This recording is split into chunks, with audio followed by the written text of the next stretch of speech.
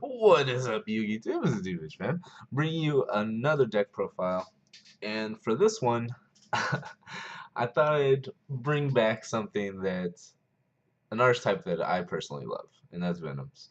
So, if you're not familiar with this archetype, most people think Venoms and they think, oh, Venomanaga or Venomous or whatever, Venomakeen, whatever the fuck his name is.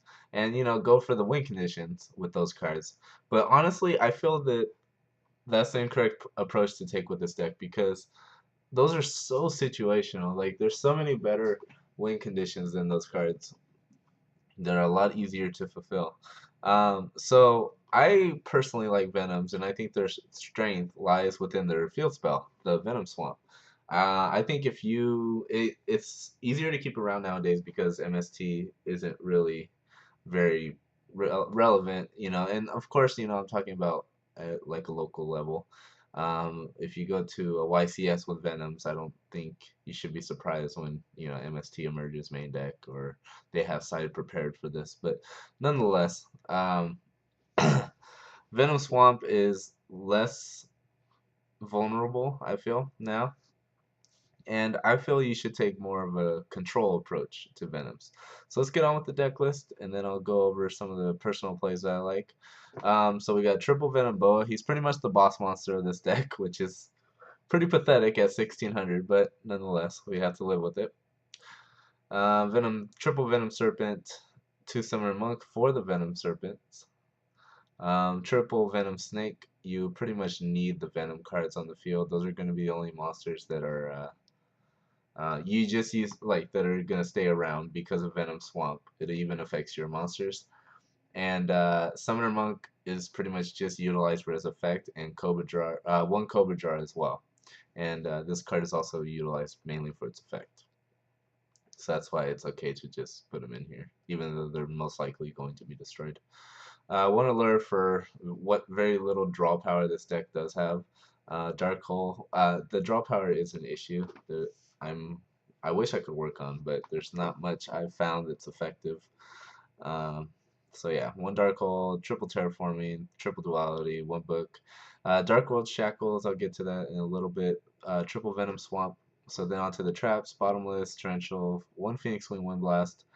I This is just a personal preference of mine.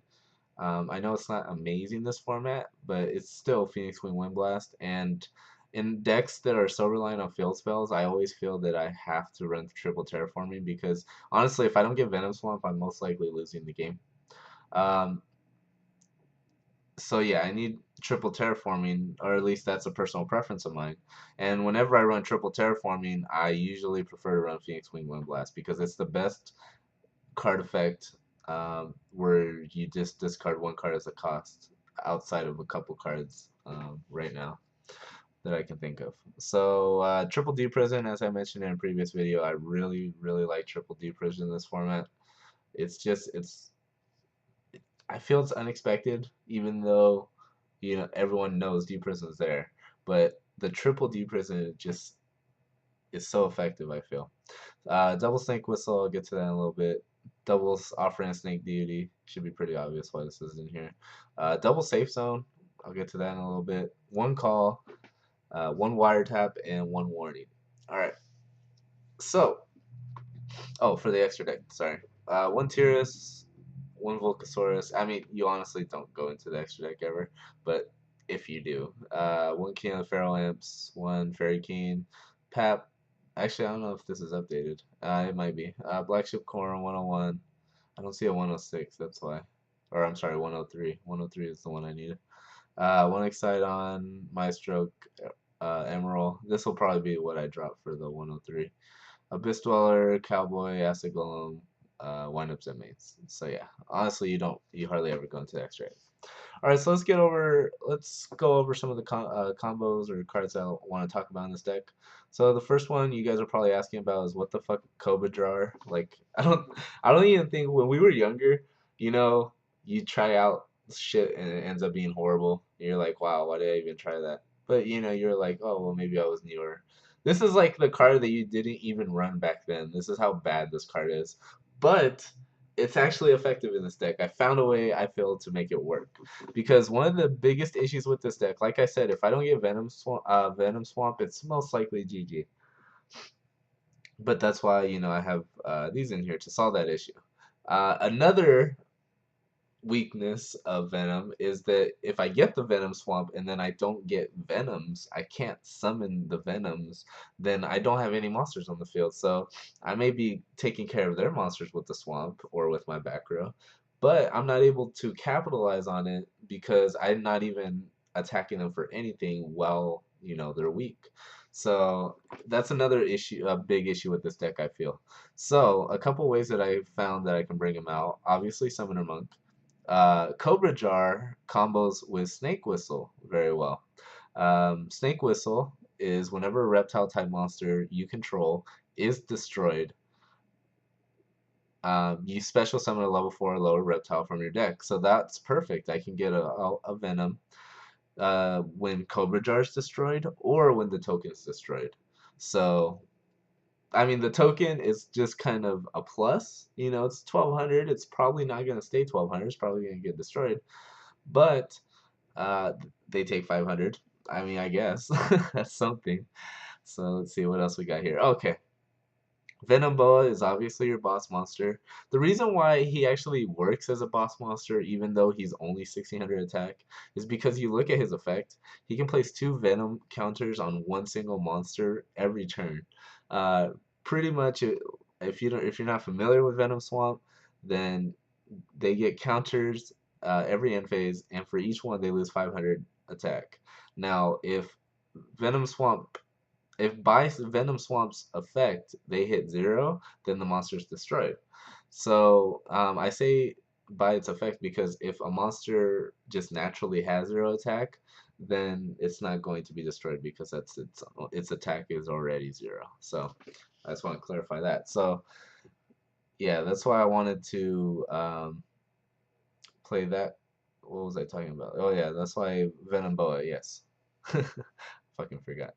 All right. But nonetheless, so Venomoa, what I do, my answer to keep him around, even though he can get over most beaters, usually he doesn't survive past the back row. I found that that was the big issue for Venomoa, is that he would swing into things. He's bottomless prone, even though he's only 1600 attack. So he's very weak in terms of protection in this deck.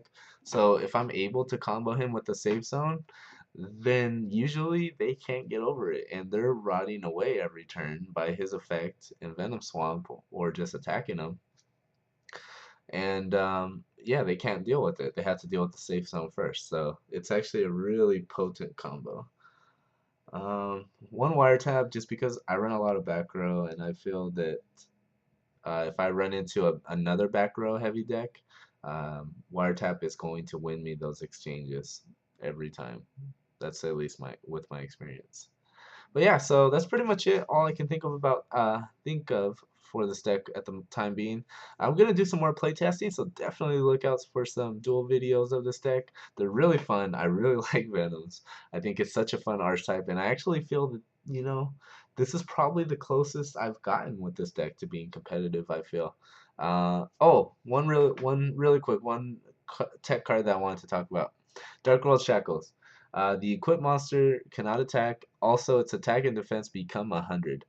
And during each of your standby phases, during each of your standby phases, it does 500 damage. That's not very important because what is important is it turns their attack to 100. So technically, the next end phase, they're going to get a Venom counter, lose 500 attack, be reduced to 0 because of Venom Swamp, and be destroyed.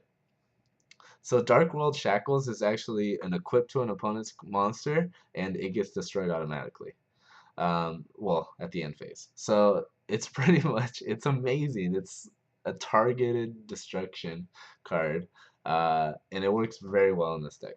So yeah, worst case scenario, if you have like a Cobra Jar as well, you could just Dark World Shackles it and then combo it with Snake Whistle again too. But usually it's used for targeted destruction.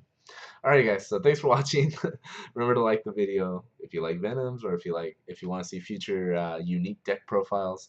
And talk to you guys later.